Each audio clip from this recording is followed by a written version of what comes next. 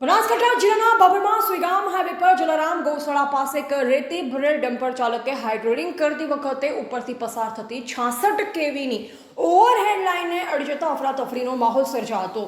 મળતી માહિતી અનુસાર બાબર સુઈગામ હાઈવે પર આવેલ જલારામ ગૌશાળા પાસે એક રેતી ભરેલ ડમ્પર નંબર પ્લેટ વગરનું તેના ચાલકે રેતી ખાલી કરવા માટે હાઇડ્રોલિંગ કરતા ઉપરથી પસાર થતી 66 કેવીની બલોદન બાબર ઓવરહેડ લાઇનને ટચ થઈ જતા શોર્ટ સર્કિટ થતા અફરાતફરી મચી। સદનસીબે મોટી જાનહાની ટળી જ્યારે શોર્ટ સર્કિટ થતાં ડમ્પરનું એક ટાયર પણ ફૂટી ગયું હતું। જ્યારે આ ઘટના બાદ ડમ્પર ચાલક ત્યાંથી ડમ્પર મૂકી નાસી છૂટ્યો। અત્રે ઉલ્લેખનીય છે કે જ્યાં આ બનાવ બન્યો તે હાઈવે વાહનોની અવર જવરથી ધમધમતો રહે છે અને બાજુમાં જલારામ ગૌશાળા આવેલી છે। તો આ ઘટનાથી જો કોઈ મોટી જાનહાની થઈ હોત તો જવાબદાર કોણ તેવા સવાલો ઉઠી રહ્યા છે। તો ગુજરાત લાઈવ ન્યૂઝ સાથે સુનિલભાઈ ગોખલાણી, બાબર, બનાસકાંઠા।